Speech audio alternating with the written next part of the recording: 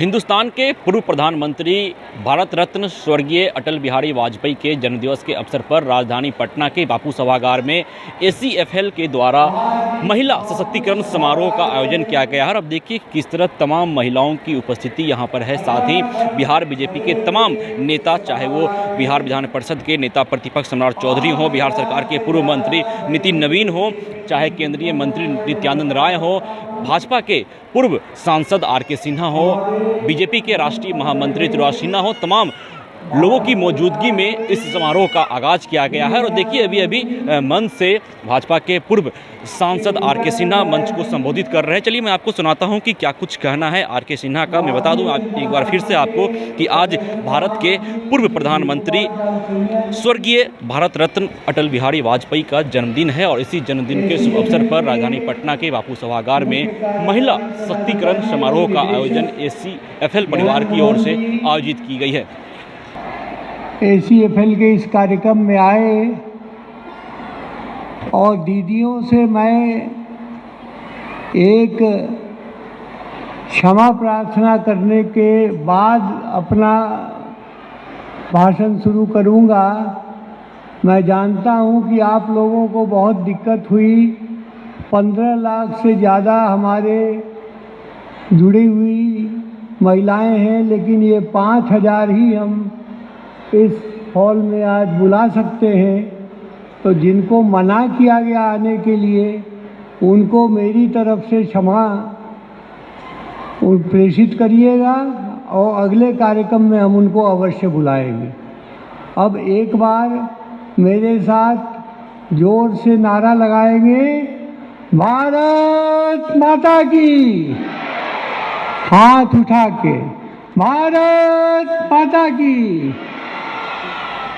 अब मैं कहूँगा, भारत रत्न अटल बिहारी वाजपेयी, आप कहेंगे अमर रहें।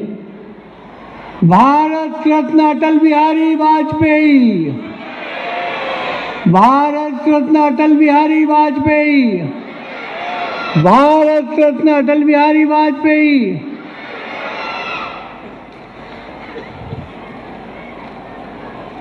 भाइयों और बहनों, बहनें ज़्यादा हैं लेकिन कुछ भाई भी हैं यहाँ।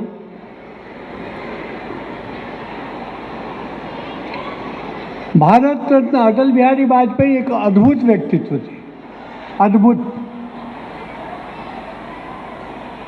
जिसके बारे में कहा जाता है ना, न भूतो न भविष्यति, न पहले कभी हुए और न आगे कभी होंगे, ऐसा कहा जाता है। वो जब कभी भी बिहार में आते, पटना में आते, वो मेरे साथ मेरे ही यहाँ रुकते थे। ऐसा प्रेम भाव उनका था, स्नेह था। और अगर कभी किसी ने बहुत जिद किया और अगर एक आध दिन वहाँ चले भी गए तो उसकी गालियाँ भी हमको देते थे कि क्यों वहाँ रखा। हालांकि मैं रखता नहीं था, रखने वाला कौन होता, वो तो पार्टी तय करती थी। वो कहते थे मैं तुम्हारे पास रहूँगा।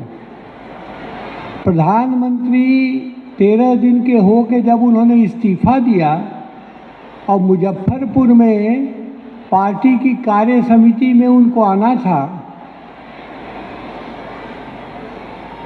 तो सबों ने कहा कि भाई वो तो अब प्रधानमंत्री हो चुके हैं, बहुत सारे लोग आएंगे तो स्टेट गेस्ट हाउस में उनको रख देते हैं। और मैं प्रदेश का उपाध्यक्ष था। मैंने जैसा हमारे वरिष्ठ नेताओं ने कहा, अश्विनी कुमार जी, कैलाशपति जी ने जिन्होंने कहा, हमने वही प्रोग्राम बना के और भेज दिया सभी जगह। वहाँ से फ़ोन आया शिव कुमार जी का कि आपसे अटल जी बात करेंगे। अटल जी लाइन पे आए। उन्होंने कहा क्या बात है, तुम्हारे घर में कमरों की कमी हो गई है मेरे लिए? हमने कहा नहीं, बिल्कुल नहीं। कहा मैं भी आऊँगा और एक कमरा हमारे जो पर्सनल सिक्योरिटी टीम होती है उसके हेड का होता है, SPG के अफसर होते हैं, वो भी रहेंगे और रंजन भी आएगा जो उनकी जिसको वो बेटी कहते हैं, उनके पति रंजन मजूमदार की बात वो कर रहे थे। हमने कहा कोई बात नहीं, 3 कमरे हो जाएंगे। कहा तुमने ये भेजा कैसे ये कार्यक्रम, जब मेरा घर वहाँ है, तो तुमने ये कैसे कर दिया कि स्टेट गेस्ट हाउस में रहूँगा। बहुत डांट पड़ी हमको। फिर एसपी जी वाले आए तो उन्होंने कहा ऐसे नहीं वैसे नहीं, सारा चलता रहा। तो अटल जी जब भी सुबह शाम बैठते थे अकेले में, हम लोग सुबह की चाय पे या रात को कभी बैठ गए, वो उनके मूड की बात थी, कभी देर रात तक सिनेमा देखते रहते थे हम लोग बैठ के। तो बराबर कहते थे कि देखो बिहार का, अगर बिहार को समृद्ध बनाना है तो महिलाओं का, नारी शक्ति का सशक्तिकरण करना होगा।